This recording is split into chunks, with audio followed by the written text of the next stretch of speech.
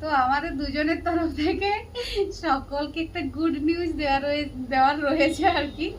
সেটা হলো যে এই যে বৃহস্পতিবার গেল 11ই ডিসেম্বর, সেদিন আমাদের কোল আলো করে গুড্ডুর পরে আমাদের ছোট্ট মেয়ে এসেছে।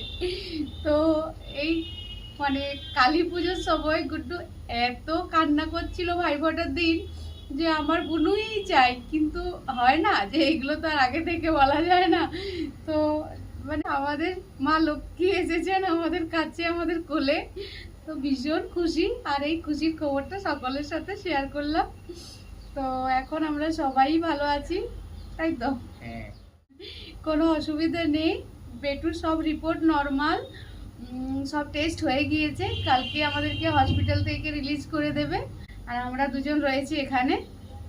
তো এটাই সব আর কি ভালো, আমিও অনেক স্টেবল এখন সব দিক থেকে, সব কিছু মানে মানে আর কি কি বলবো, মানে এতটাই খুশি যে মানে ভাষা নেই আর কি। তো সবাই আশীর্বাদ করো আমাদের সোনাকে। যে 11 ডিসেম্বর দিনটি খুব মানে বৃহস্পতিবার ছিল।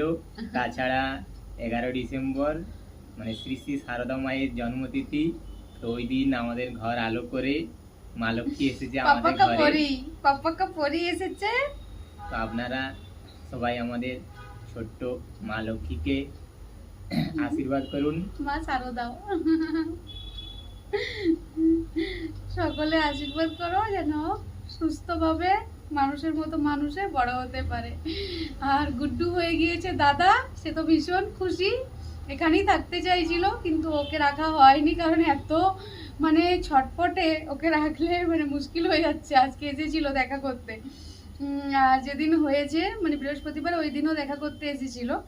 তো এখন মা বাবা ভাইয়ের কাছে আছে।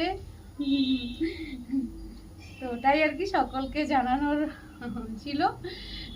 মানে কিছু অগোছালো রয়েছি তো এখন, যেহেতু মানে হসপিটালে রয়েছি, তারপর ছোট বেবি, এতদিন প্রেগনেন্সির এত প্রবলেম, তো কারোর সাথে সেভাবে শেয়ার করতে পারিনি।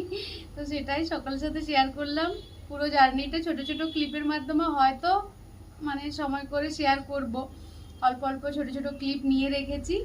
তো এখনের মতো এটাই, একটু সামলে নিই, আমারও সি সেকশন, আর বেবিও ছোট, তার সাথে ছেলে, তার সাথে এর অফিস, মানে সব কিছু মিলিয়ে মানে ব্যস্ততা একদম মানে মানে ম্যানেজ করাটা একটা বিশাল বড় ব্যাপার। সেটাই আমরা একটু সামলে নিই, তারপর আস্তে আস্তে ছোট ছোট ক্লিপের মাধ্যমে সব কিছু শেয়ার করার চেষ্টা করব, যদি পারি, সম্ভব হয় সব শেয়ার করব। তাহলে আজকে মতো আসি, টাটা।